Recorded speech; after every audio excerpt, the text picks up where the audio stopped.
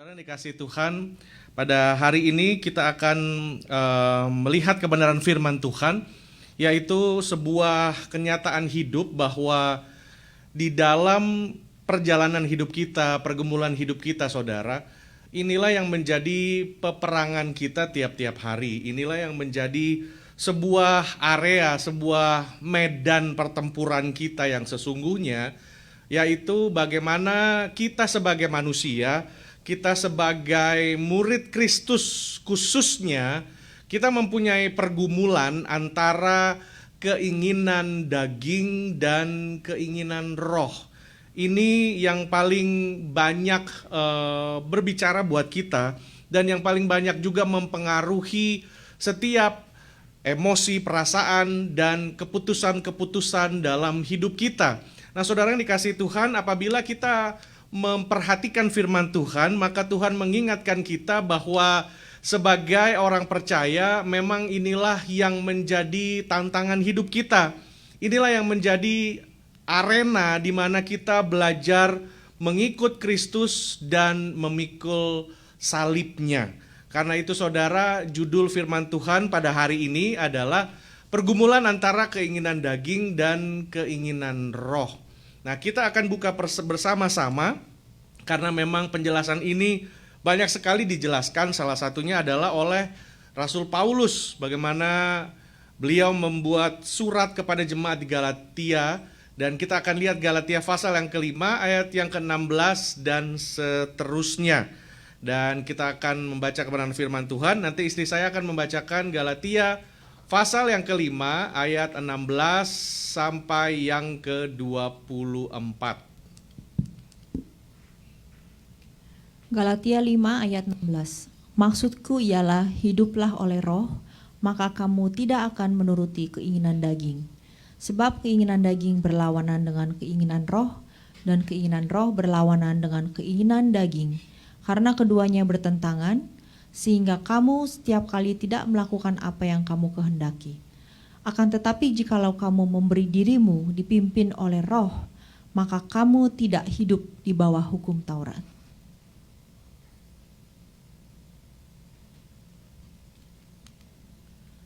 Perbuatan daging telah nyata, yaitu percabulan, kecemaran, hawa nafsu, penyembahan berhala, sihir, perseteruan, perselisihan, iri hati, amarah, kepentingan diri sendiri, percideraan, roh pemecah, kedengkian, kemabukan, pesta pora, dan sebagainya. Terhadap semuanya itu, kuperingatkan kamu, seperti yang telah kubuat dahulu, bahwa barang siapa melakukan hal-hal yang demikian, ia tidak akan mendapat bagian dalam kerajaan Allah. Tetapi buah roh ialah kasih, sukacita, damai sejahtera, kesabaran, kemurahan, kebaikan, kesetiaan, kelemah lembutan, penguasaan diri. Tidak ada hukum yang menentang hal-hal itu. Barang siapa menjadi milik Kristus Yesus, ia telah menyalibkan daging dengan segala hawa nafsu dan keinginannya. Iya, puji nama Tuhan Bapak Ibu Saudara. Kita melihat bagaimana Rasul Paulus menjabarkan tentang hal ini.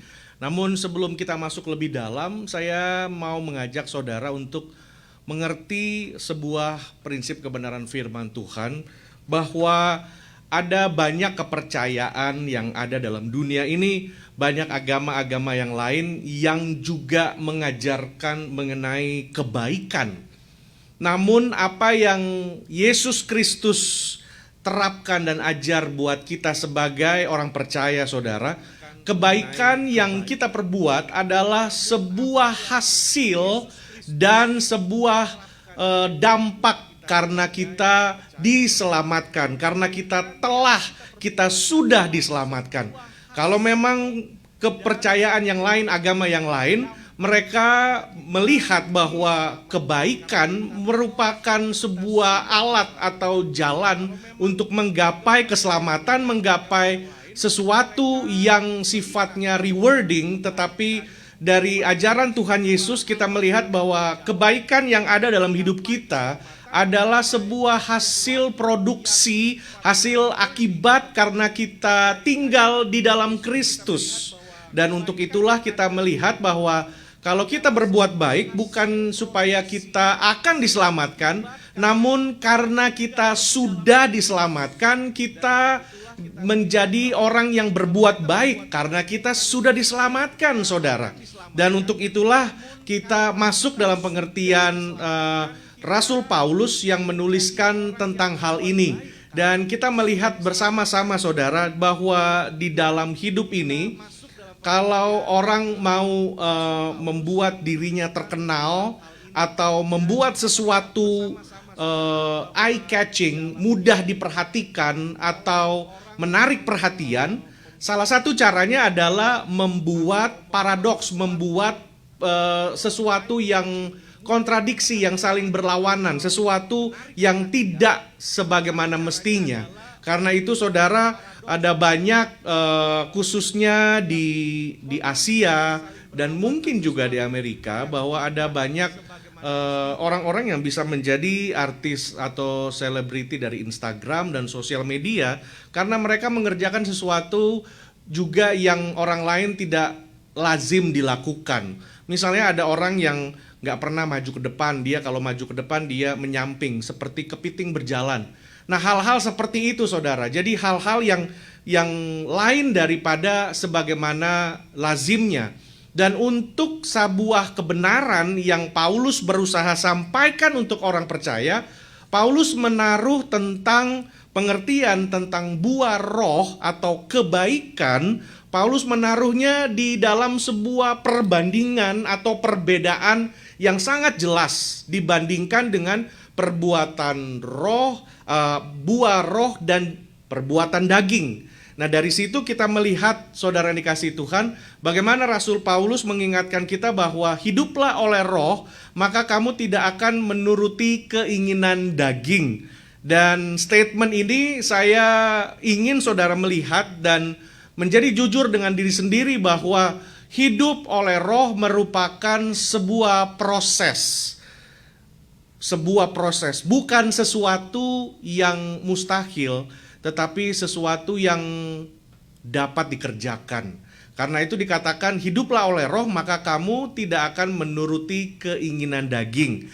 Dan selanjutnya dikatakan sebab keinginan daging berlawanan dengan keinginan roh, dan keinginan roh berlawanan dengan keinginan daging. Kita hidup di antara dua kutub yang saling bertarikan ini, saudara. Ada banyak kali kita mendengar yang satu dan mengacuhkan yang satu lagi. Namun Paulus mengingatkan kita di ayat yang ke-18, akan tetapi jikalau kamu memberi dirimu dipimpin oleh roh, maka kamu tidak hidup di bawah hukum Taurat. Perbuatan daging telah nyata. Nah, yaitu percabulan, kecemaran, dan lain segala macam. Di sini kita melihat ada percabulan, kecemaran, hawa nafsu, penyembahan berhala, sihir, perseteruan, perselisihan, iri hati, amarah, kepentingan diri sendiri, percideraan, roh pemecah, kedengkian, kemabukan, pesta pora. Ada 16 sebenarnya, saudara. 15 merupakan bentuk-bentuk perbuatan daging. Namun yang ke-16 Paulus menaruhnya dengan mengatakan dan sebagainya. Nah, kata-kata ini menarik, saudara, karena sesungguhnya perbuatan dosa itu amat sangat banyak. Lebih daripada sekedar 15 hal ini, saudara. Ada banyak sekali, karena itu Paulus cukup hanya menulisnya dan sebagainya. Lalu Paulus memberikan kita peringatan bahwa terhadap semuanya itu kuperingatkan kamu seperti yang telah kubuat dahulu, bahwa barang siapa melakukan hal-hal yang demikian, ia tidak akan mendapat bagian dalam kerajaan Allah. Nah, saya mau ajak saudara memperhatikan di ayat yang ke-19 dikatakan perbuatan daging telah nyata. Nah, kenapa ada sebuah kalimat atau kata-kata telah nyata, perbuatan daging telah nyata, sedangkan untuk buah roh itu tidak dikatakan seperti itu, saudara. Nah, perbuatan daging telah nyata. Lawan dari nyata apa, saudara? Lawan dari nyata. jangan mengatakan lawan dari nyata bahwa tidak nyata. Jadi ya nggak bisa juga ya saudara. Jadi lawan dari gelap tidak gelap, ya nggak bisa. Jadi lawan dari nyata adalah tidak eksis.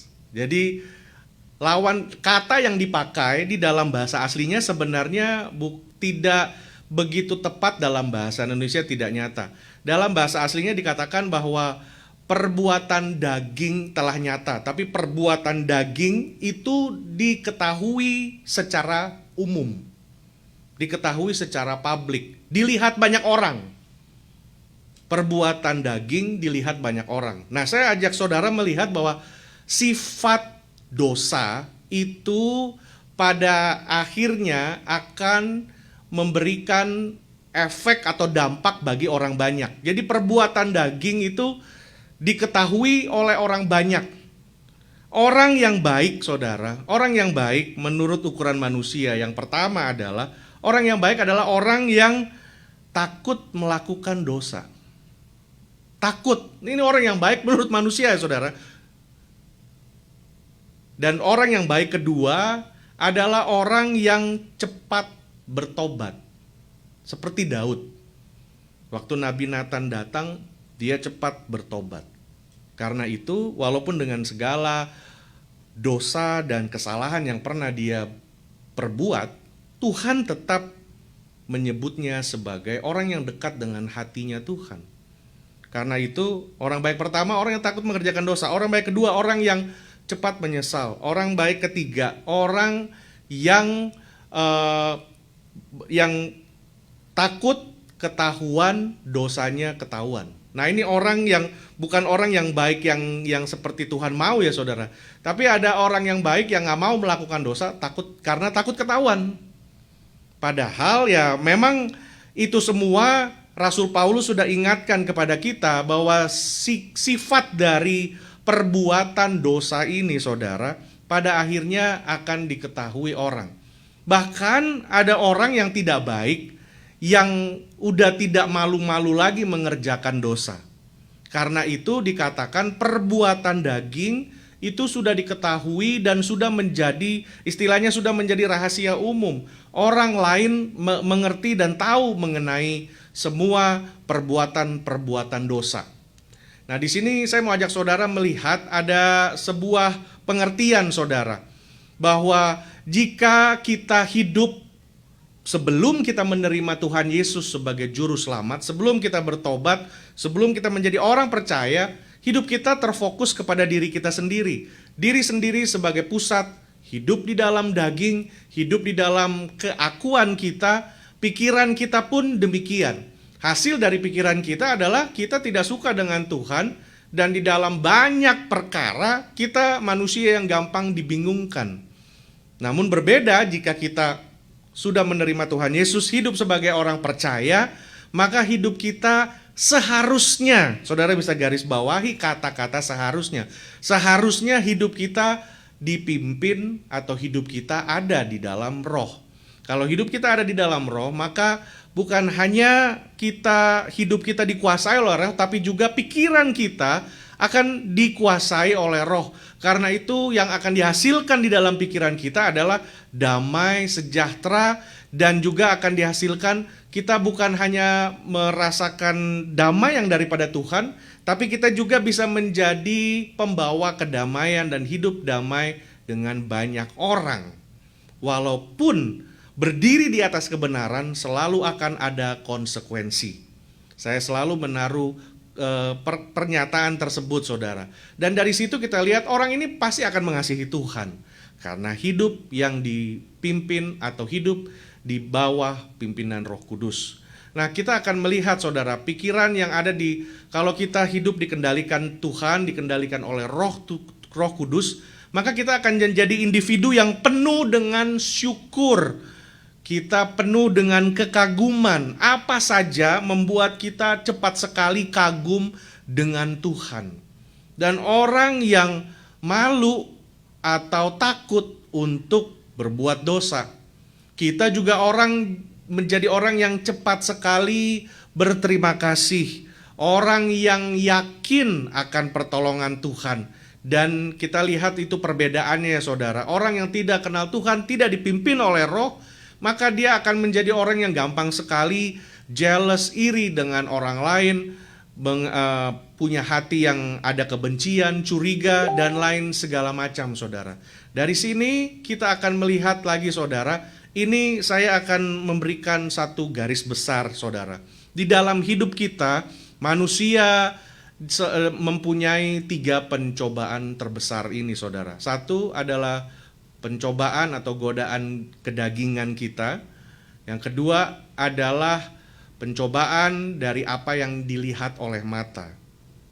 Dan yang ketiga adalah keangkuhan saudara. Dan Roh Kudus yang akan membantu kita, mengingatkan kita dan menuntun kita untuk memiliki 3 perlindungan dari 3 godaan di atas, dari 3 pencobaan di atas, dengan Roh Kudus membentuk kita menjadi manusia yang mempunyai integritas, membentuk kita menjadi manusia yang dapat mengendalikan diri. Nah dari situ saudara, saya tahu semua ini secara tulisan terlihat memang mudah dan juga enak didengar. Tetapi apabila kita tiap-tiap hari ada di dalam kehidupan ini, yang tiap saat kita bergumul dengan pergumulan hidup, maka adalah menjadi satu peperangan yang sangat besar. Rasul Paulus katakan, kita nih manusia roh yang sudah tidak sabar lagi, ingin kita keluar dari bentuk hidup kita ini dan ada di dalam kemuliaan bersama dengan Tuhan. Sampai Paulus katakan duri di dalam daging dan segala pergumulan. Inilah memang yang menjadi hal yang mewarnai kita mengikut Tuhan, memikul salib. Selalu ada pencobaan dari kedagingan, dari apa yang kita lihat oleh mata, dan dari keangkuhan. Nah saudara, keinginan mata ini adalah sebuah hasrat yang kuat untuk memiliki sesuatu. Keinginan atau hasrat yang kuat yang lahir dari apa yang dilihat oleh mata, dan yang akan mempengaruhi pikiran dan kehendak kita. Karena itu saya bikin seperti ini saudara, karena saya akan membagi hari ini, saya ngomong cepat saja secara ringkas, karena kita akan masuk di sebuah mini seri khotbah, yaitu tentang buah roh. Nah saya mau jelaskan kepada saudara, hari ini saya akan memberikan sebuah perbandingan seperti Paulus juga memberikan perbandingan. Jadi saya akan memberikan bahwa perbuatan daging dan buah roh. Nah buah roh saudara bukan buah-buah roh. 1 buah dengan 9 rasa. Jadi dari situ kita mengerti bahwa apa yang Rasul Paulus berusaha menyampaikan kepada kita adalah yang pertama, perbuatan daging, segala bentuk ke-15 hal ini ya saudara. Percabulan, kecemaran, hawa nafsu, itu semua tersaring di dalam kedagingan dan keinginan mata serta keangkuhan. Nah, yang dikatakan keinginan mata ini saudara, hasrat yang tercipta dari apa yang dilihat oleh mata. Karena itu benar seperti firman Tuhan katakan saudara, manusia kita khususnya orang percaya, kita seharusnya hidup bukan dari apa yang dilihat oleh mata, tetapi apa yang menjadi iman percaya kita kepada Tuhan. Karena banyak kali apa yang dilihat oleh mata kita itu dapat menipu kita. Karena apa yang dapat kita, mata fisikal jasmani kita bisa lihat, itu hanya terbatas dalam 3 dimensi, ruang, tempat, dan waktu saudara. Jadi dari situlah kita harus mengerti bahwa kita manusia, mata kita ini punya pengaruh sangat besar saudara. Hasrat yang kuat yang dihasilkan oleh penglihatan mata untuk memiliki atau mendapatkan sesuatu. Apalagi khususnya bagi orang-orang yang belum sungguh-sungguh mengikut Tuhan, iblis suka sekali bermain di area ini dengan bahwa salah satu alasan Tuhan katakan bahwa jangan mengingini barang atau kepunyaan tetanggamu atau sahabatmu. Nah, di sini kita belajar untuk mengendalikan apa yang kita lihat tiap-tiap saat, saudara. Mata melihat milik orang lain dan menginginkannya, dan lain segala macam. Keinginan mata ini terkait dengan perbuatan-perbuatan dosa yang lain. Bahasa Indonesia ada juga yang mengatakan bahwa dari mata turun ke hati. Kayak itu kalau orang jatuh cinta, saudara. Tetapi ya saya melihat bahwa pernyataan ini juga sedikit banyak ada benarnya. Karena apa yang selalu dilihat mata lama-lama itu bisa bertumbuh di dalam kita punya emosi dan perasaan, saudara. Kalau kita lihat, wah bagus juga, mungkin barangnya, tasnya, segala macam, it will grow in us. And kalau kita nggak mengendalikan, kita punya keinginan, maka tidak heran manusia bisa menghalalkan berbagai macam cara. Nah, yang dari keinginan mata, dari kita bilang bahwa keinginan daging, keinginan mata, dan keangkuhan diri kita, keangkuhan hidup. Hidup yang dimaksudkan di sini, saudara, bukanlah sesuatu bentuk kehidupan atau zoe, tetapi satu cara hidup. Lebih banyak bicara mengenai cara hidup, bagaimana cara hidup kita atau gaya hidup kita. Apakah kita ini menjadi manusia yang punya prinsip, oh kamu at least harus kaya, harus banyak uang, harus cantik, harus gagah, harus berhasil, harus seperti ini, kalau mau dihormati orang lain. Nah, saudara, prinsip yang seperti ini adalah sebuah prinsip dunia yang menjerumuskan manusia. Karena harga diri kita, hormat dari orang lain itu tidak datang dari apa yang kita miliki. Itu tidak datang dari apa yang berhasil di dalam keberhasilan dalam hidup kita.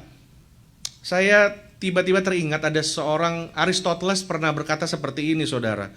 Kalau kita berhasil, orang lain akan mengetahui who you are. Kalau kita berhasil. Kalau kita gagal, kita akan mengetahui who they really are. Kalau kita berhasil, banyak uang, kaya, baik, dan segala macam, banyak orang bisa dekat dengan kita. Kita bisa terkenal, banyak orang suka dengan kita, karena pepatah Indonesia mengatakan, ada gula, ada semut. Jadi dari situ nggak heran kalau kita berhasil dan segala macam, orang lain bisa mengetahui who you are. Tapi di dalam keterpurukanmu, waktu engkau tidak punya apa-apa, waktu engkau gagal, engkau tidak berhasil, engkau kena tipu orang dan segala sesuatu terjadi dan engkau terpuruk, di situ kita bisa tahu siapa teman yang sesungguhnya dan siapa yang bukan teman. Dari situlah, saudara, makanya kita melihat bahwa Rasul Paulus berusaha mengatakan kepada kita bahwa perbuatan dosa ini, sesungguhnya perbuatan dosa ini adalah bagaimana jahatnya hati manusia. Itu, saudara. Dari 3 hal ini, kedagingan, keinginan mata, dan keangkuhan. Paulus sedang mau menyampaikan kepada kita bahwa kita ini manusia. Firman Tuhan katakan manusia tidak ada yang benar, tidak ada satu manusia pun yang tidak berdosa. Karena itu firman Tuhan juga belajar kepada kita, jangan juga percaya dengan hati, karena hati kita pun penuh dengan segala hal yang tidak baik, saudara. Karena itu kita harus standarnya kita. Karena orang dunia dengan mudahnya bilang, oh just follow your heart, just listen to your heart dan lain-lain. Well, I'm sorry to say, saudara, ada banyak kali pun hati kita penuh dengan hal yang tidak baik. Karena hati kita dari kita kecil, kita bertumbuh, anak kecil, dewasa, dan lain-lain, ada banyak luka, pengalaman hidup, dan segala hal yang terjadi dalam hidup kita, itu membentuk sikap hati kita. Dan dari situlah, saudara, khususnya apalagi orang yang belum diperbaharui oleh Tuhan. Orang yang sudah diperbaharui dari Tuhan pun masih tetap mengedepankan perkataan firman lebih daripada apa yang ada dalam hatinya. Karena apa yang ada di dalam hati pun itu keluar daripada apa yang menjadi keinginan diri kita. Itu pun harus diuji. Kita dengar suara roh pun itu harus diuji. Dari situ kita belajar bahwa mengikut Tuhan memang sebuah pengorbanan di dalam proses. Dan itulah respon kita, saudara. Karena Tuhan memberikan anugerahnya bukan hanya pada saat kita diselamatkan. Pada saat kita diselamatkan, kita ditebus oleh darah Kristus, kita menerima anugerah. Karena kita nggak mampu menggapai Tuhan, kita nggak mampu keluar dari kubangan dosa, kita nggak mampu untuk membenarkan diri sebagai orang yang bersalah, orang pendosa yang harusnya berujung kepada maut, tetapi Tuhan yang datang kepada kita. Itu yang disebut bahwa anugerah. Tidak ada hal yang dapat kita kerjakan untuk menolong diri kita sendiri.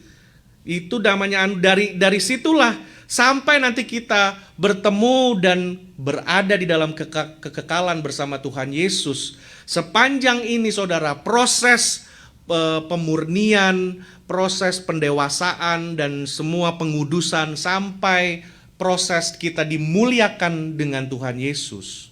Di dalam semua perjalanan proses ini, Tuhan selalu memberikan anugerah demi anugerah demi anugerah. Karena itu, saudara, bukan kuat dan gagah kita. It's totally because of grace. 100%. Nggak ada dari kita. Yang Tuhan mau dari kita adalah respon kita. Mau atau tidak. Kekuatan akan datang daripada Tuhan. Nah, dari sini saya mau ajak saudara melihat lagi bahwa keangkuhan, bentuk yang lain dari keangkuhan hidup, congkak, menonjolkan diri, merendahkan orang lain dan segala macam. Dan di sini, saudara, Paulus mengingatkan kita, juga Yohanes di dalam kitab Yohanes juga mengingatkan kita untuk berhati-hati terhadap apa yang menjadi pemikiran dan sikap hidup kita. Nah, ini saya pisahkan semuanya, Galatia 5 ayat 19 sampai 21, perbuatan daging. Jadi semua ada di situ, saudara. Namun tersaring di dalam 3 hal, yaitu perbuatan daging, keinginan mata, dan keangkuhan. Nah, saudara, perbuatan daging, kata daging di sini, saudara, itu memang satu bentuk kehidupan, kekuatan, dan sifat jahat. Ini yang tadi saya katakan bahwa ini yang Paulus berusaha katakan kepada kita, bahwa kata daging ini adalah sebuah perkataan yang menunjukkan bahwa sifat manusia yang jahat dan penuh dengan dosa. Orang yang tidak memiliki nalar dan kerinduan akan hal-hal rohani, hanya dapat mencari kepuasan nafsu jasmani atau dikuasai oleh pengertian yang keliru tentang Allah dan dunia. Dan bukankah ini yang kita lihat dari orang-orang yang belum mengenal Kristus, saudara? Kita pun sebelum kita mengenal Kristus, yang ada dalam diri kita adalah hanya nalar, kerinduan, keinginan dari segala hal yang tidak baik. Kita melihat bahwa di dalam pekerjaan, kalau nggak sikut kiri, sikut kanan, mana bisa kita berhasil. Ada orang juga bilang di dalam dunia ini udah kayak hukum rimba.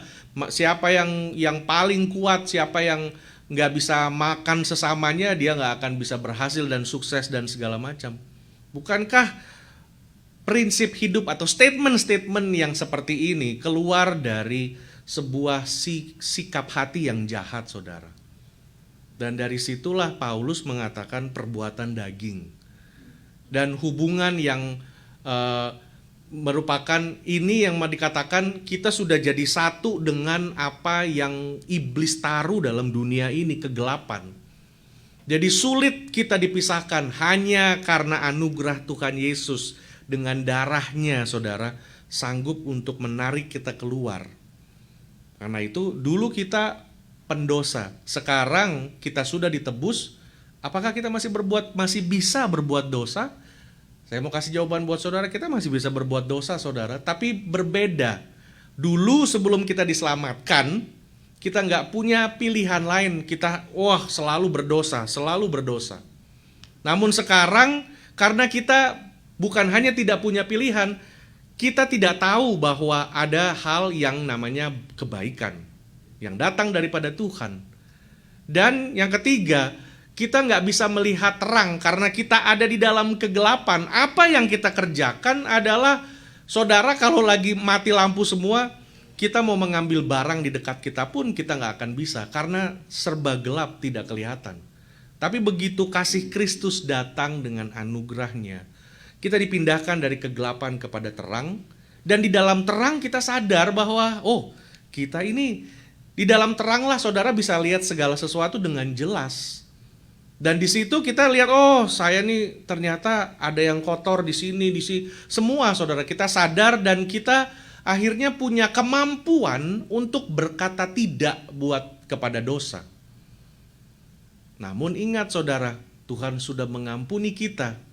Dan dari situ kita punya satu sistem dalam hati kita, yaitu nurani kita yang mulai menjadi hakim dan menjadi pengingat di dalam diri kita melalui Roh Kudus. Setiap kali kita melakukan dosa, udah ada yang ingatin, kamu melakukan dosa. Dulu tidak ada suara seperti itu saudara.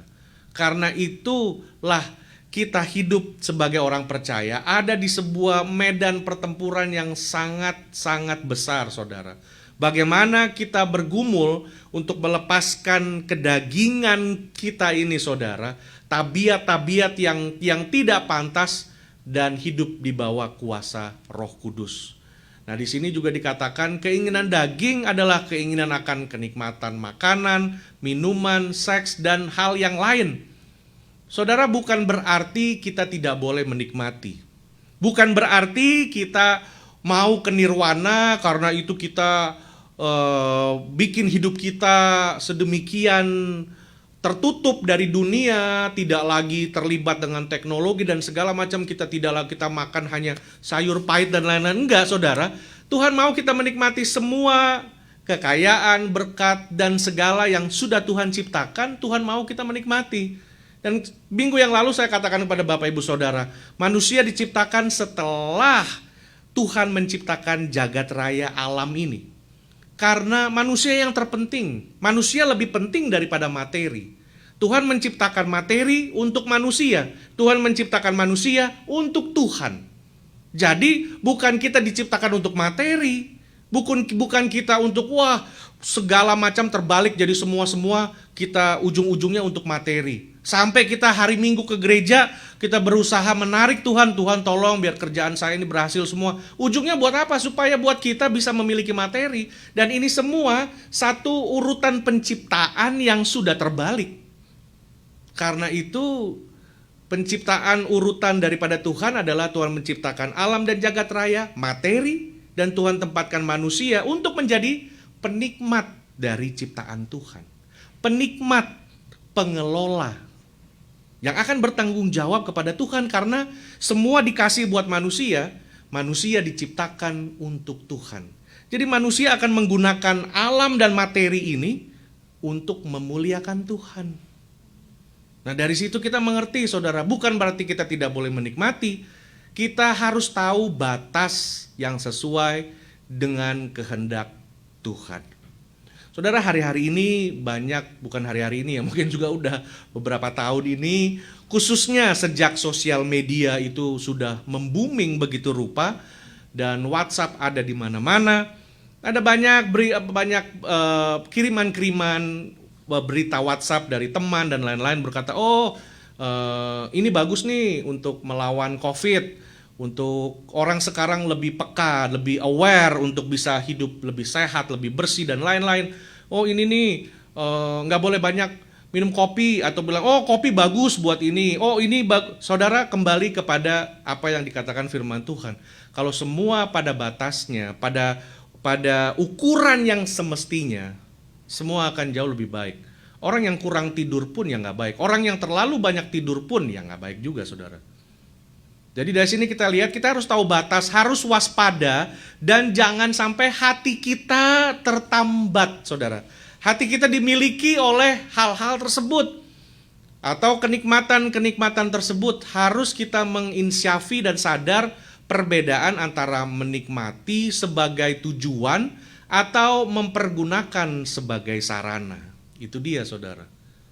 Kita menikmati itu sama satu-satunya, sama seperti manusia hidup untuk makan atau makan untuk hidup. Kita makan untuk hidup, bukan hidup untuk makan. Karena itu kita mesti mengerti prinsip ini. Apakah yang jadi tujuan adalah kenikmatan dalam kita memakai dan memiliki, atau kita hanya mempergunakan sebagai sarana? Uang, kita masih butuh uang, saudara. Kita nih tubuh yang diciptakan Tuhan, tubuh, jiwa, dan roh. Tubuh kita bicara soal materi, kita masih butuh baju, semua, vitamin, obat, istirahat, dan lain-lain, saudara. Kita masih butuh itu semua. Tapi ingat, saudara, kita juga perlu uang. Tapi uang bisa jadi tuan yang jahat, namun uang bisa menjadi hamba yang setia. Tergantung saudara melihat dan menggunakannya seperti apa. Apakah hanya mempergunakan sebagai sarana? Berhati-hati agar jangan menyukai sampai menjadi terbalik prinsipnya itu, saudara. Nah, dari sini kita melihat, saudara, saya akan masuk menjelaskan bagaimana tadi secara ringkas perbuatan-perbuatan daging yang pada dasarnya adalah kejahatan yang ada dalam hati manusia. Kita sejak Adam dan Hawa jatuh dalam dosa, maka nature-nya manusia, nature of human being, itu nature yang gak baik.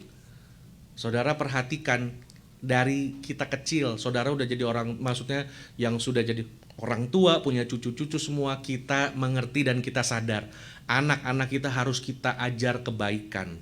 Kita ajar untuk yang benar, yang baik, tata krama etika. Tapi lihat, saudara, tidak ada yang pernah ngajarin anak-anak bohong, mereka sudah tahu bohong sendiri. Karena apa? Nature of human heart.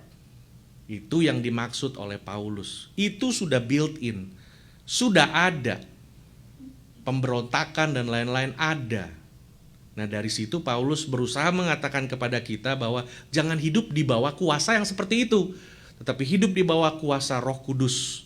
Nah, saya akan masuk pelan-pelan, saudara, untuk membawa saudara melihat dalam minggu-minggu yang ke depan ini. Kita akan jot down, bahas mengenai 9 rasa daripada satu buah roh ini. Nah, saudara, sekali lagi satu buah dengan 9 rasa di situ. Dan kita lihat, saya balik lagi ke atas ke ayat-ayatnya itu.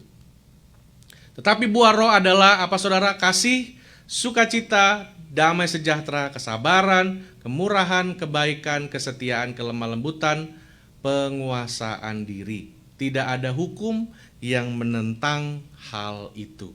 Ada 9 hal yang Paulus tuliskan dan jelaskan di situ, saudara. Kasih, sukacita. Nah, kita akan melihat yang paling terbesar dan yang paling tertinggi dari itu semua adalah kasih. Karena itu kasih Paulus taruh di paling awal, karena itu yang paling penting, dan ini yang harus kita lewati, saudara. Penguasaan diri. Dari penguasaan diri akan terciptalah kelemah lembutan. Lahir kesetiaan, kebaikan, kemurahan, kesabaran, damai sejahtera, sukacita, dan kasih. Nah, saya mau ajak saudara melihat ada beberapa hal di sini yang sepertinya diulang oleh Paulus. Tidak ada barang siapa memiliki, ya. Kelemah lembutan, penguasaan diri, tidak ada yang ia telah menyelipkan. Nah, dari kasih, sukacita, damai sejahtera, kesabaran, kemurahan, kebaikan, kesetiaan, saudara, kelemah lembutan, dan penguasaan diri, Paulus mengajar kepada kita bahwa ini adalah sebuah proses. Dan saya akan membawa saudara melihat bahwa Paulus membandingkan hidup dalam perbuatan daging dengan hidup dalam roh, ada perbedaan yang penting, saudara. Yang pertama, hidup di dalam perbuatan daging, daging itu menuntut kita untuk melakukan dosa. Itu sebuah prinsip yang saudara harus sadari ya.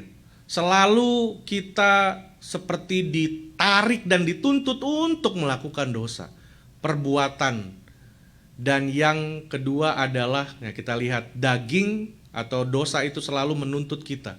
Namun roh itu sesuatu yang dihasilkan.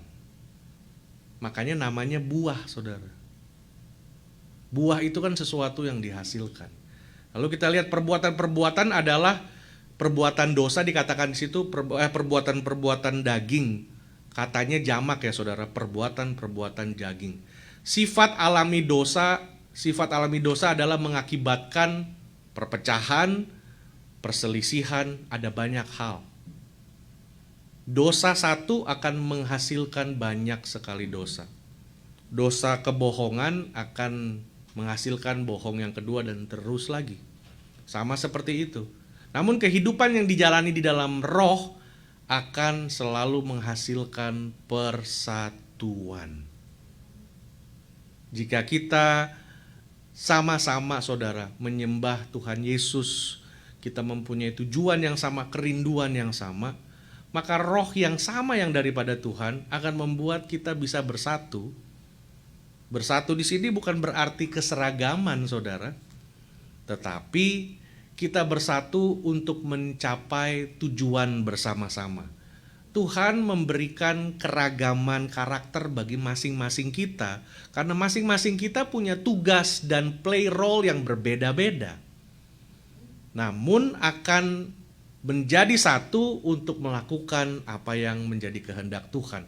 Dosa merusak hubungan manusia dan menghasilkan kesengsaraan. Sementara roh memulihkan hubungan kita dan menghasilkan kehidupan yang kekal, saudara. Nah, dari sini juga Paulus menyebutkan ada 19 kebajikan. Kalau kita baca dari Galatia, Timotius, 1 Timotius dan juga di 2 Timotius. Dan kita lihat ada kata yang sama di situ, saudara, adalah iman dan kesetiaan. Makanya dipakai kata faithfulness. Faith itu iman. Karena itu punya satu hubungan yang sangat dekat, iman dan kesetiaan. Iman itu pada awalnya kita semua punya iman dalam hati kita, saudara. Dan tidak peduli seperti apa level pertumbuhan saudara, namun akhir dari perjalanan iman itu adalah di dalam proses, disitulah akan lahir yang namanya kesetiaan. Awal kita harus menaruh iman. Dari situ di tengah perjalanan sampai di akhir, disinilah kesetiaan akan muncul, saudara. Kesetiaan gak pernah muncul di awal. Dia muncul di tengah atau mau dekat akhir, baru kita lihat, oh ini orangnya setia. Faithfulness. Karena itu dikatakan kasih sukacita, di Timotius pun dikatakan perkataan, tingkah laku, kasih, roh, dan kesucian. Selain iman dan kesetiaan, ada yang sama juga saudara, adalah kasih. Karena itu yang terpenting dan menjadi dasar. Nah, kita lihat bersama-sama, dan Paulus menaruh situ kalau di total juga ada 19, tapi lebih daripada itu juga saudara. Dan dari situ apa yang dimaksud dengan kata buah. Nah, tadi saya katakan saudara, buah adalah satu hasil buah. Orang katakan kamu kerja gini, mana buahnya? Nah itu. Nah di dalam Alkitab, khususnya perjanjian baru, kata buah itu memiliki 5 pengertian saudara. Dikatakan bahwa buah pertobatan, Matius 3 ayat 8. Orang yang bertobat, kalau orang, oh saya sudah bertobat, saudara lihat saja hidupnya. Karena pertobatan selalu menghasilkan buah. Kalau hidupnya gak ada buah, berarti dia omong kosong, saudara. Orang bilang sudah bertobat, waduh, hidupnya begitu. Jadi kesian, sebenarnya orang yang bilang begitu juga lagi mempermalukan dirinya. Karena pertobatan harus ada, kita bisa lihat, oh udah bertobat. Kayak orang bilang, oh udah mandi. Ya, ada fragrance-nya berbeda. Dan mempraktekkan buah kebenaran. Ada juga buah yang namanya buah kebenaran. Matius 7 ayat 16 sampai 21, Kolose 1 ayat 10. Maksudnya adalah jika kita berdiri di dalam kebenaran, maka yang menjadi keputusan kita hidup di dalam kebenaran akan ada buahnya, saudara. Akan ada buahnya. Walaupun di dalam kasus-kasus tertentu, pada saat kita berdiri di dalam kebenaran atau di atas kebenaran, ada konsekuensi yang harus dibayar. Namun buah yang terlihat di dalam konsekuensi itu adalah kita berani menanggung konsekuensi apapun karena kita tahu kita lebih mengasihi Tuhan daripada mengasihi manusia. Dari situ kita bisa lihat buahnya. Lalu ada buah dari jiwa yang dimenangkan bagi Tuhan. Nah, orang yang dimenangkan bagi Tuhan hidupnya juga ada berbuah, saudara. Dan yang dikatakan Galatia, buah roh tersebut. Buah roh tersebut. Nanti yang kelima saya share dengan saudara minggu depan. Nanti sekali lagi saya katakan kepada saudara, pertobatan seseorang dilihat dari buahnya. Jika ia tidak melahirkan buah pertobatan, adalah sebuah hal yang salah atau kebohongan. Dikatakan malah lebih kasar lagi, kemunafikan, saudara. Nah, tanda bahwa saya sedang bertumbuh, Matius 7 ayat 16. Demikian setiap pohon yang baik menghasilkan apa, saudara? Buah yang baik. Sedang pohon yang tidak baik menghasilkan buah yang tidak baik.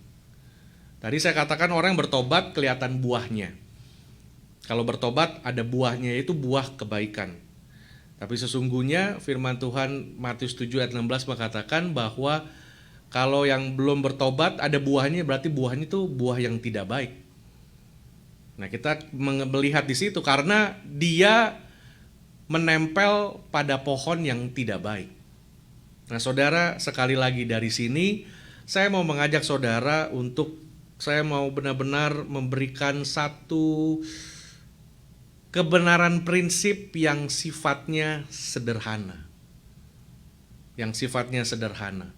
Kita semua suka mendengar, oh, hidup dipimpin oleh roh, mengikuti roh. Yang sepertinya saudara gambaran kita bahwa roh jalan kita ikutin. Gak peduli dia jalan kemana, kita ikutin, wah gini. Namun saya mau ajak saudara melihat apa yang dimaksud oleh Paulus adalah seperti ini sesungguhnya, saudara.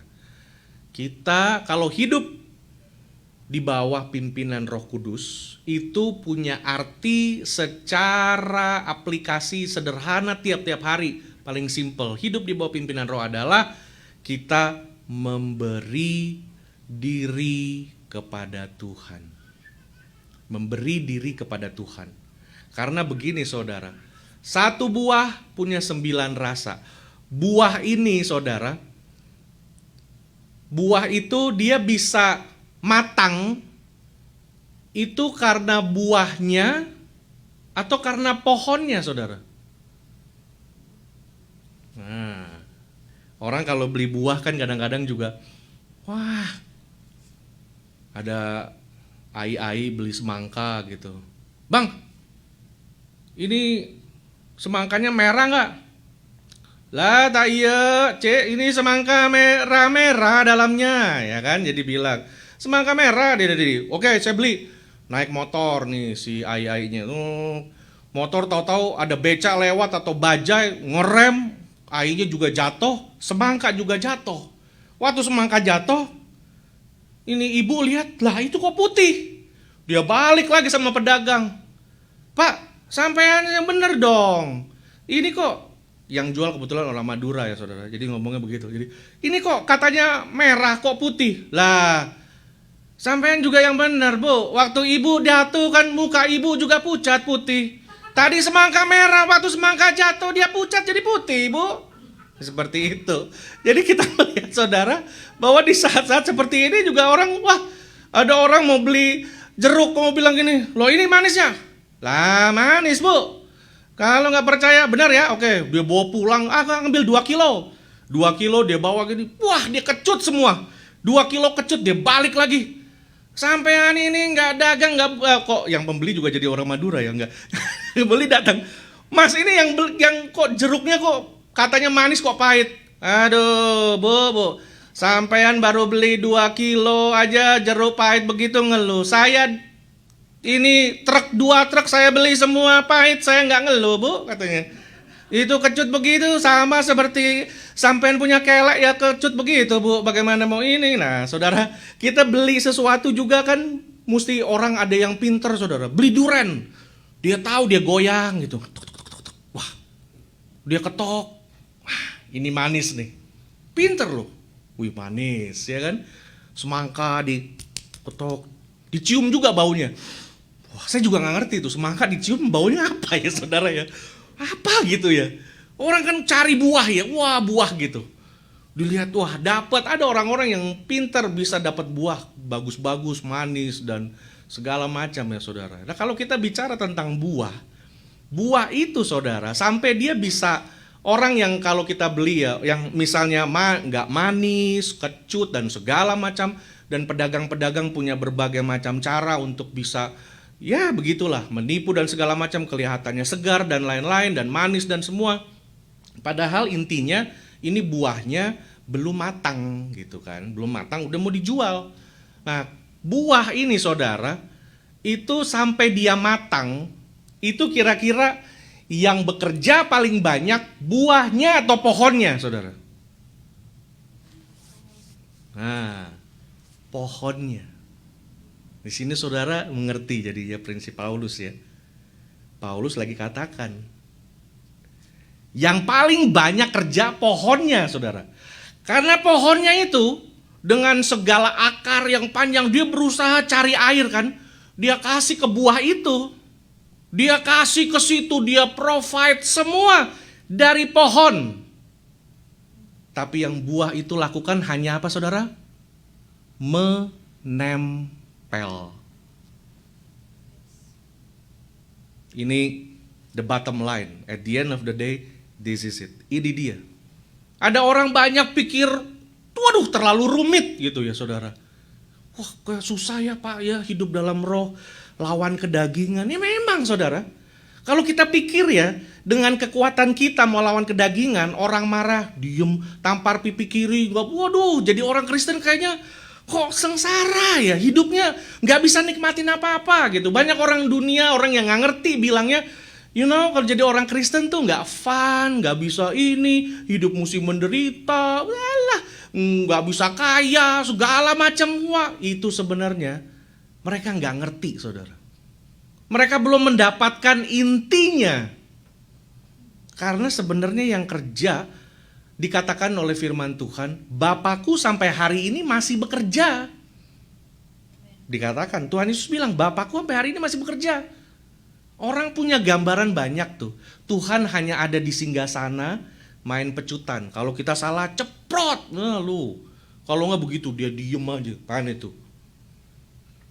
Itu pikiran memang semua ini saudara. Dasarnya orang belum kenal Tuhan itu adalah animisme dan dinamisme, penyembahan berhala. Yang tahu memang kayak orang kita kenal dewa dewi, udah itu aja.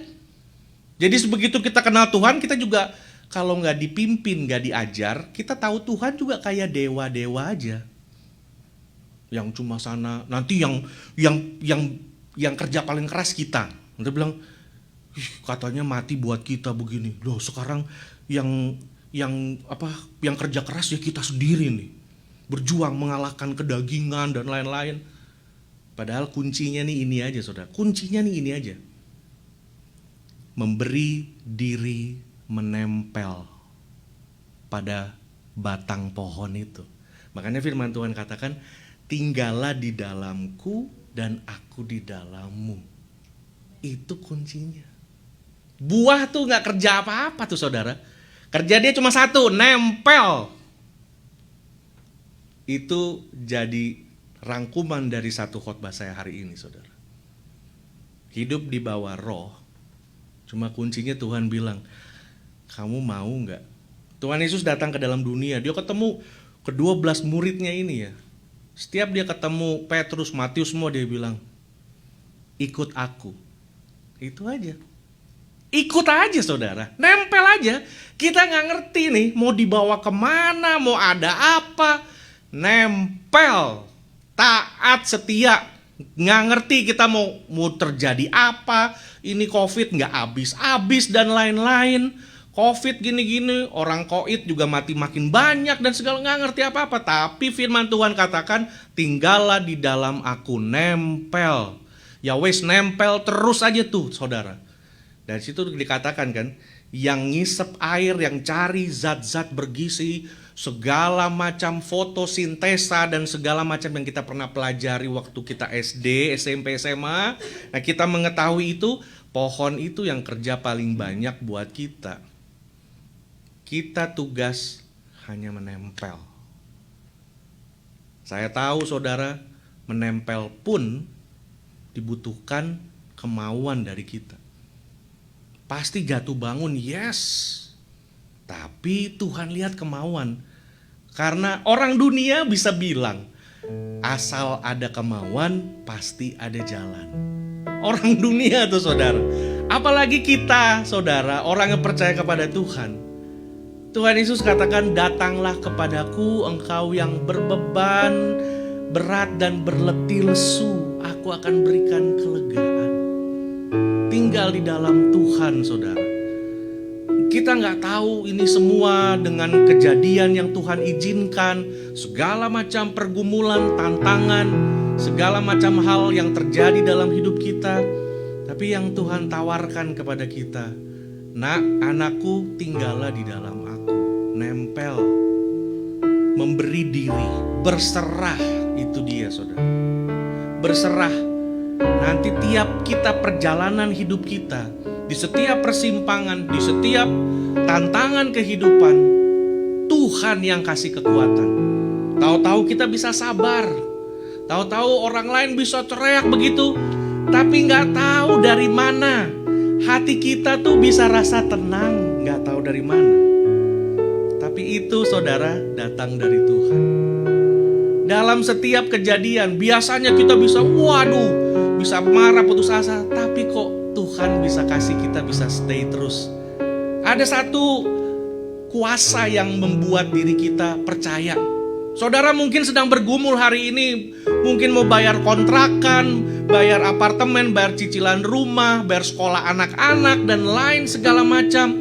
Lagi zaman begini, saudara dalam usaha saudara mungkin banyak yang perusahaan yang lain juga dalam bisnis saudara batal, cancel, semua begini. Waduh, saudara udah kalkulasi, biasanya bulan-bulan Juli, bulan-bulan Agustus, saya punya kangtau sekitar sekian belas juta, sekian ratus juta dan segala macam. Tapi kok kali ini, aduh, menderita banget begini-begini. Saudara, hari ini, saat ini engkau dengar firman Tuhan katakan, tidak ada yang kebetulan yang terjadi dalam hidupmu.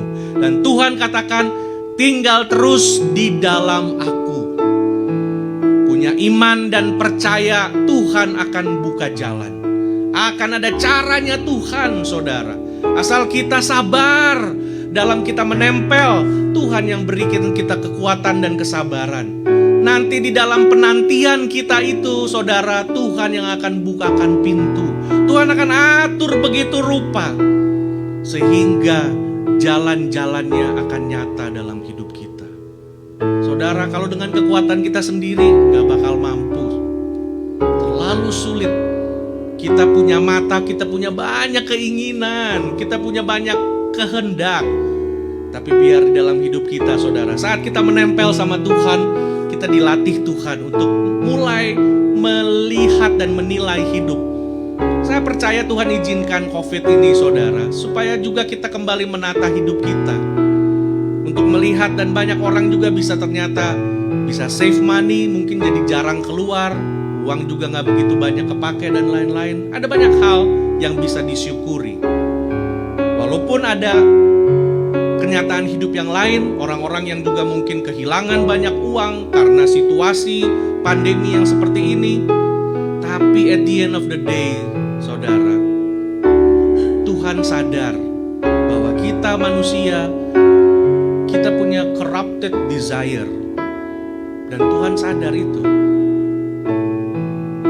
Namun, apa yang kita lakukan dengan corrupted desire itu merupakan tanggung jawab kita sama Tuhan. Kalau kita katakan, Tuhan maaf, mungkin saya pernah melakukan keputusan yang salah dalam bisnis, usaha, investasi dan lain-lain. Tapi saya tahu Tuhan yang sanggup juga menolong saya. Dan Tuhan akan selalu melihat motivasi di balik semua itu, saudara. Kalau kita hidup di dalam kita usaha, investasi dan lain-lain, selama kita mata kita kepada Tuhan, selama kita ingat pekerjaan Tuhan dan lain segala macam, pemulihan akan datang daripada Tuhan. Dan kita percaya hanya satu kuncinya, tinggal tetap di dalam Tuhan, nempel. Nah, Tuhan juga katakan, Tuhan akan menggunting ranting-ranting supaya akan menjadi cepat berbuah, cepat menjadi matang. Karena digunting, ada saat digunting, diproses itu, saudara, memang bukan satu keadaan yang enak. Tapi selama kita nempel terus, saudara, yang ini digunting sama Tuhan, ditrim supaya buahnya menjadi lebih matang. Dari situ, saudara, walaupun kita tidak mengerti, tapi kita hidup bukan dari apa yang kita lihat, kita hidup dari iman percaya kita, menempel kepada Tuhan. Maka Tuhan akan melihat buah dalam hidupmu, saudara. Dan buah itu dinikmati oleh orang lain. Buah jeruk gak bisa dinikmati oleh buah jeruk. Masa jeruk makan jeruk? Kan gak bisa, saudara. Buah dinikmati oleh pemilik kebun dan dinikmati oleh orang lain. Tuhan mau hidup kita seperti itu, saudara. Untuk Tuhan, kemuliaan buat Tuhan menjadi berkat buat orang lain. Nah, saudara, biarlah firman Tuhan yang sederhana ini, dan kita akan masuk ke mini series khotbah. Pada minggu-minggu yang depan, kita akan bicara mengenai kasih, kebaikan, kelemah lembutan, belajar untuk hidup bersandar dan tinggal di dalam Tuhan. Mari kita tundukkan kepala, saudara. Saudara yang mendengar firman Tuhan bisa juga bangkit berdiri dimanapun kau berada, di rumah, dimanapun, mari kita bangkit berdiri. Tuhan, kami hormati kehadiran-Mu di sini, di Amerika, ataupun di belahan bumi yang lain, di Indonesia, di Australia, di mana-mana pun juga. We want to acknowledge your presence, Lord God. Terima kasih Tuhan Yesus. Pada hari ini kami mendengar firman-Mu mengingatkan kami perbedaan antara perbuatan daging dengan hidup dipimpin oleh roh. Kami sadar bahwa kami manusia berdosa yang mendapatkan anugerah oleh Tuhan, sehingga kami mampu untuk hidup dipimpin oleh roh. Dan pada akhirnya kami mengerti, kami dibukakan sebuah rahasia kebenaran firman Tuhan, bahwa apabila kami mau dipimpin oleh roh, kami harus memberi diri kami. Kami harus menyandarkan diri kami kepada Tuhan. Dan Tuhan yang akan bekerja. Tuhan katakan, peperangan ini adalah peperanganku. Engkau hanya melihat saja, aku yang akan berperang. Karena itu kami percaya ya Tuhan, seperti buah yang hanya menempel kepada pohon. Dan pohon itulah yang bekerja begitu rupa untuk memberikan nutrisi bagi buah tersebut. Karena itu Tuhan, mampukan kami untuk tinggal di dalam Tuhan, supaya Tuhan juga bisa tinggal di dalam kami lewat Roh-Mu yang kudus. Kami mau menempel di dalam Engkau ya Tuhan. Kami berdoa buat semua jemaat-jemaat Tuhan, semua orang yang mendengarkan firman Tuhan ini, khususnya mereka yang sedang ada di dalam pergumulan, di dalam situasi hidup yang berat. Hamba-Mu berdoa di dalam nama Yesus, kami percaya ada pikiran yang dirubah oleh Tuhan. Ada hati yang disentuh oleh Tuhan. Ada pertobatan yang terjadi saat ini di dalam nama Yesus. Ada hidup yang dipulihkan. Ada keluarga yang direstorasi di dalam nama Yesus.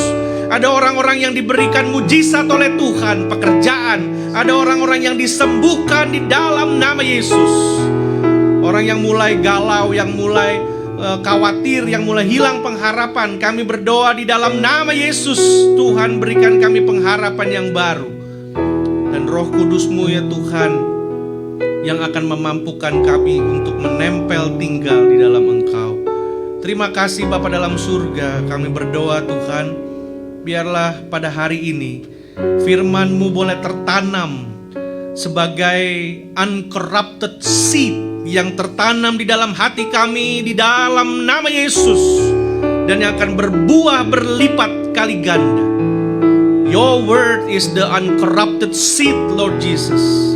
And I pray with the authority in Jesus Christ, supaya uncorrupted seed ini boleh tertanam di setiap hati orang-orang yang mendengarkan firman Tuhan. Dan benih kehidupan ini Tuhan akan mengubah kehidupan kami. Terima kasih Tuhan Yesus Kristus. Kami percaya Tuhan, firman-Mu adalah terang dan pelita bagi jalan dan kehidupan kami. Dan kami berdoa biarlah bukan hanya kami mendengar dan menyimpan firman Tuhan, kami dimampukan oleh Roh Kudus menjadi pelaku-pelaku firman-Mu. Di dalam nama Tuhan Yesus Kristus kami sudah berdoa dan kami mengucap syukur. Haleluya. Amin. Puji nama Tuhan. Saudara, silakan duduk bersama-sama. Kita masih tetap ada dalam hadirat Tuhan. Kita akan masuk ke dalam perjamuan kudus. Dan dimanapun saudara berada, saudara bisa mengambil perjamuan ini. Roti yang sudah saudara siapkan, saudara bisa persiapkan, ada di dekat saudara semua. Dan pada hari ini saya akan minta Pak Aseng juga bisa ke depan. Kita akan berdoa untuk perjamuan kudus pada hari ini. Haleluya. Mari Bapak Ibu Saudara yang melihat tayangan khotbah ini, kita tundukkan kepala, kita berdoa. Bapa dalam surga, kami mengucap syukur Tuhan Yesus atas kesempatan di mana kami dapat mengambil bagian di dalam perjamuan kudus. Ini adalah perjanjian yang baru yang Tuhan meteraikan dengan darah Yesus dalam hidup kami. Berkati tubuh Kristus dan darah Kristus, anggur dan roti ini ya Tuhan, dan setiap tangan yang mengambilnya, saudara-saudara semua jemaat Tuhan yang dimanapun mereka berada, dengan roti dan anggur yang mereka sudah siapkan, kami berdoa di dalam nama Yesus, menjadi berkat dan kekuatan dalam hidup kami. Di dalam nama Tuhan Yesus, haleluya, amin. Sambil saudara mengambil bagian, nanti kita akan mempersiapkan hati kita sambil tim pemuji akan menyembah Tuhan. Haleluya. Sukacitaku penuh, ku bermazmur bagimu, karena ku tahu ku telah ditebus oleh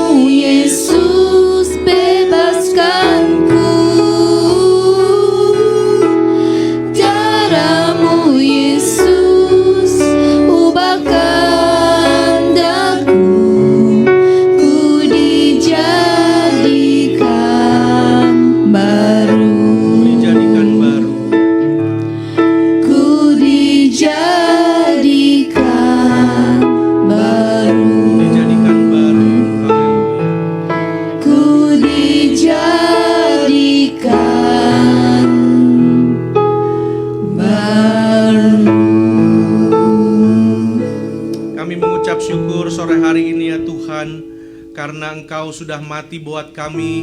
Engkau mengirimkan anakmu Yesus Kristus menjadi manusia, bahkan menjadi hamba taat dan setia sampai mati di atas kayu salib. Dan biarlah pada saat ini Tuhan, roti yang ada di tangan kanan yang kami angkat ini ya Tuhan Yesus, adalah daging-Mu yang sudah diremukkan, yang dihancurkan bagi kami, supaya kami yang harus binasa ini diubah, diangkat Tuhan, menjadi orang-orang pemilik ahli waris kerajaan surga, karena anugerah-Mu yang besar dan luar biasa bagi kami ya Tuhan. Mari kita angkat tangan roti di tangan kanan kita. Sebab apa yang telah kuteruskan kepadamu telah aku terima dari Tuhan, yaitu bahwa Tuhan Yesus pada malam waktu ia diserahkan mengambil roti, dan sesudah itu ia mengucap syukur atasnya. Ia memecah-mecahkannya dan berkata, inilah tubuhku yang diserahkan bagi kamu. Perbuatlah ini menjadi peringatan akan aku. Terima kasih Tuhan Yesus atas tubuh-Mu ya Bapa. Di dalam nama Tuhan Yesus Kristus. Haleluya. Amin.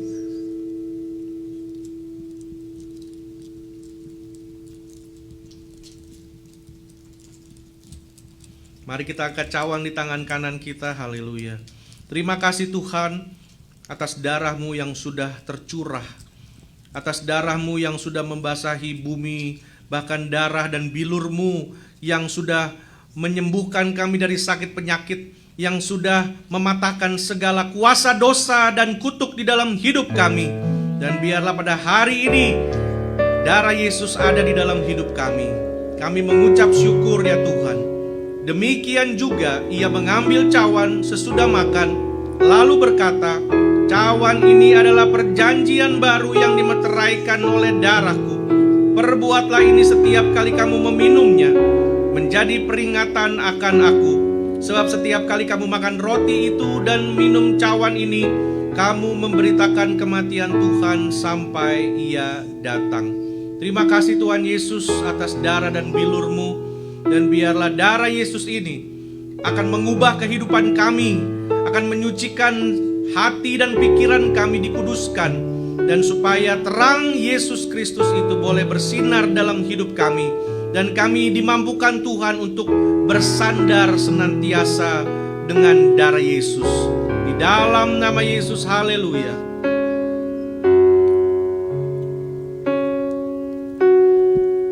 Kami mengucap syukur Tuhan Yesus pada hari ini, karena Engkau Allah yang setia, Allah yang mengerti dan memahami segala situasi dan segala hal dalam hidup kami. Terima kasih Tuhan atas pengorbanan-Mu, atas darah-Mu ya Tuhan. Dan saat ini kami mau mengucap syukur karena Tuhan sudah mati dan bangkit buat kami. Biarlah kuasa kebangkitan Kristus boleh semakin nyata dalam hidup kami. Bukan aku lagi yang hidup, melainkan Kristus Yesus yang hidup.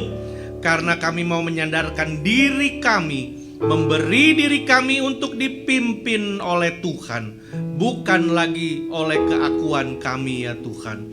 Terima kasih Tuhan Yesus. Kami berdoa, kami mengucap syukur di dalam nama Yesus. Haleluya. Sama-sama kita katakan amin. Puji Tuhan. Terima kasih Bapak Ibu Saudara. Pada hari ini juga kita akan mendengarkan beberapa pengumuman. Dan biarlah kita senantiasa ada di dalam hadirat Tuhan. Saya serahkan kepada Pak Samuel Gosal yang akan memimpin kita di dalam pengumuman gereja. Haleluya.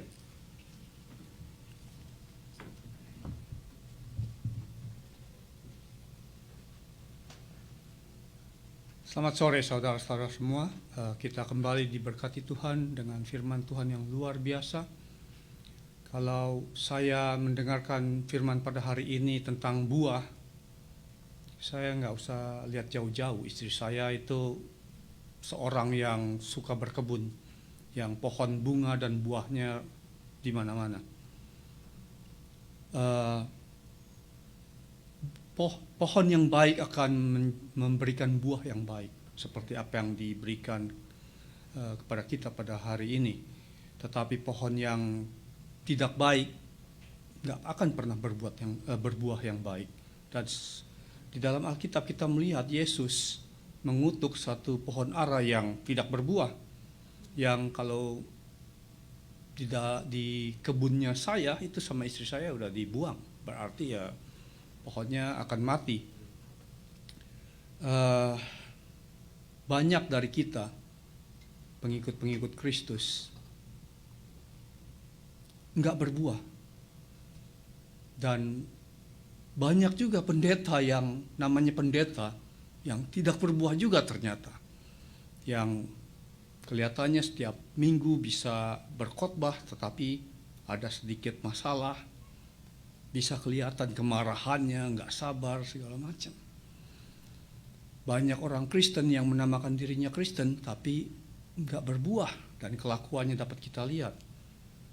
Dan saudara-saudara pernah bertemu dengan orang-orang yang waktu pertama kita bertemu dengan orang itu sombong, mungkin sifatnya kurang baik, tetapi 1-2 tahun atau 10 tahun kemudian kita bertemu kembali dengan orang itu dan kita lihat, wow, itu apa orang yang sama ya? Dulu kayaknya orang itu sombong sekali. Boro-boro saya mau berbicara dengan orang itu, untuk dekat-dekat sama orang itu, jadi saya nggak mau. Tapi orang itu berubah. Tuhan rubah orang itu.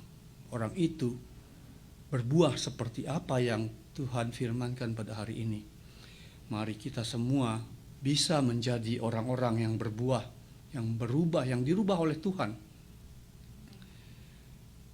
Seperti saudara-saudara juga, saya banyak kesalahan di dalam kehidupan saya. Saya lebih banyak bicara daripada mendengar. Orang tua saya mau berbicara, tetapi saya berbicara lebih banyak lagi. Saya banyak melakukan hal-hal yang saya tidak bangga. Tetapi Tuhan memberikan kepada kita semua second chance untuk menjadi anak-anak Tuhan, untuk menjadi anak-anak Tuhan yang bisa berbuah yang baik. Kembali saya berterima kasih kepada Tuhan atas firman Tuhan yang luar biasa pada hari ini. Semoga firman Tuhan pada hari ini memberkati saudara-saudara di dalam kehidupan saudara-saudara dan dapat menjalankannya di dalam kehidupan Anda. Kembali untuk announcement, setiap hari Rabu dan Jumat kita mengadakan doa, virtual doa pada jam 8 malam. Kita undang saudara-saudara untuk bisa ikut di dalam virtual doa, di dalam doa-doa kita untuk keadaan di Amerika pada saat ini, keadaan di dunia pada saat ini, di mana kita semua harus selalu berwaspada untuk tetap sehat, tetap jauh dari sakit penyakit, terutama virus corona. Kita berdoa untuk negara Amerika, negara Indonesia, dan juga negara Israel. Dan juga kita saling mendoakan satu sama lain, supaya kita saling mengasihi satu sama lain. Jangan lupa untuk call saudara-saudara yang membutuhkan tanggapan kita, terutama orang-orang tua yang berada di rumah, yang tidak bisa keluar. Call mereka, memberikan mereka satu penghiburan. Jangan lupa pula untuk saudara bawa di dalam doa saudara-saudara untuk gembala kita, Pastor Semi, supaya dia dipakai Tuhan lebih banyak lagi di dalam pelayanannya. Untuk saudara-saudara yang suka untuk memberikan perpuluhan, saudara-saudara bisa masuk di dalam faithfulfic@gmail.com dan bisa menggunakan Zelle atau Venmo. Sekali lagi, masuk di dalam faithfulfic@gmail.com dan bisa melakukannya melalui Zelle atau Venmo. Atau bisa mengkontak saya, saudara-saudara bisa lihat di dalam screen saudara-saudara nomor telepon dan nama saya.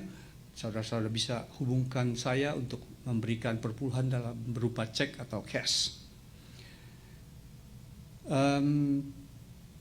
Selain itu, saya juga menganjurkan saudara-saudara bisa mengikuti Turning Point 180 yang Pastor Semi adakan setiap hari. Saudara-saudara bisa lihat di dalam YouTube yang diadakan setiap hari, dan itu seperti firman yang pendek yang bisa saudara-saudara ikuti seperti makanan rohani setiap hari. Is T180. Oke, seperti biasa saya berdoa supaya saudara-saudara mendapatkan berkat yang besar dari Tuhan pada hari ini dengan firman Tuhan yang luar biasa pada hari ini. Diberkatilah saudara-saudara yang mendengarkan firman Tuhan pada hari ini dan tekun melaksanakannya. Happy Sunday. Iya, puji Tuhan Bapak Ibu Saudara. Atas nama gereja, jemaat Tuhan dan keluarga dalam tempat ini, saya mengucapkan terima kasih atas persembahan, perpuluhan, ucapan syukur Bapak Ibu Saudara yang sudah kami terima, baik itu persembahan melalui online, melalui Zelle atau Venmo, dan juga cash atau cek yang sudah kami terima. Puji nama Tuhan. Kami percaya Tuhan Yesus memberkati kehidupan Bapak Ibu Saudara sekalian. Kita juga berterima kasih atas semua para leaders dan juga ministers, pelayan-pelayan Tuhan yang terus memberikan support, bantuan untuk adanya live streaming dari FIC. Juga kami khususnya mengucap terima kasih untuk Brother Yos dan Ibu Aida yang sudah beberapa kali ini membantu kami. Puji nama Tuhan, Tuhan Yesus memberkati. Kita juga berterima kasih atas doa Bapak Ibu Saudara, keterlibatan dalam setiap care group Zoom dan lain segala macam. Mari kita di dalam pandemi ini Saudara, kita bersama-sama sabar dan tekun mencari wajah Tuhan. Kita sadar bahwa semua ini keadaan tidak mudah, tapi kita terus berserah senantiasa di bawah pimpinan Tuhan. Saudara, gereja kami Faithful International Church mengajak saudara untuk terus mengikuti semua bentuk-bentuk pelayanan. Salah satunya adalah T180, T180 yang renungan tiap-tiap hari yang kita tayangkan juga melalui Facebook dan YouTube, yang kami mau mengajak saudara untuk subscribe channel tersebut, dan biarlah kebenaran ini saudara bisa forward ke keluarga, teman-teman saudara, supaya banyak orang boleh diberkati oleh kebenaran firman Tuhan. Dan gereja kita ini juga saudara membuka banyak kesempatan untuk training atau pemuritan, karena kita percaya bahwa tempat ini merupakan sebuah tempat yang Tuhan sediakan untuk memperlengkapi anak-anak Tuhan, memperlengkapi orang percaya untuk dapat melakukan panggilan Tuhan dalam hidup mereka. Itu saja saudara. Tugas kami, khususnya saya sebagai gembala, adalah memperlengkapi setiap orang percaya untuk dapat melakukan dan menggenapi panggilan mereka di dalam kehidupan yang dianugerahkan oleh Tuhan.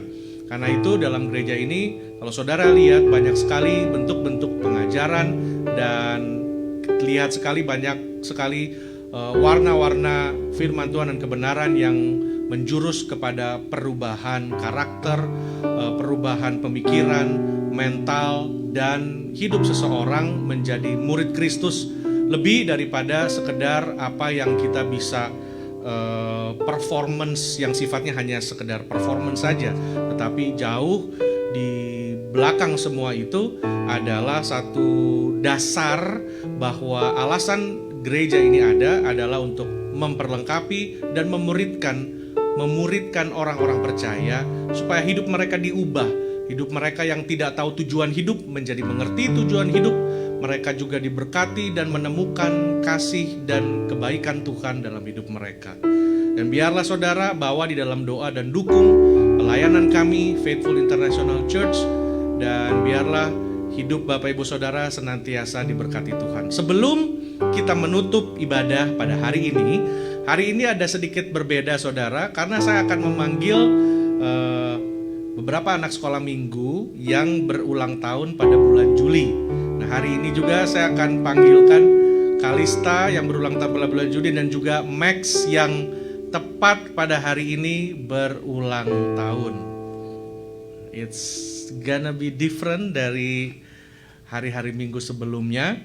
Dan biarlah Bapak Ibu juga melihat bahwa gereja kita ada banyak orang-orang senior, orang-orang tua, tapi juga sudah mulai Tuhan memberi keluarga-keluarga yang baru, anak-anak sekolah minggu, dan lain segala macam. Nah, marilah saya mau mengajak Bapak Ibu Saudara juga untuk kita boleh berdoa bersama-sama untuk anak-anak ini. Haleluya.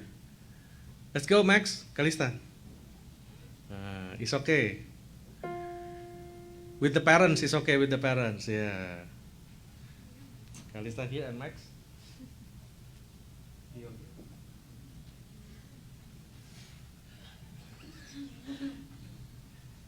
Oke. Ini mesti digendong ini. Maminya juga boleh sini ya.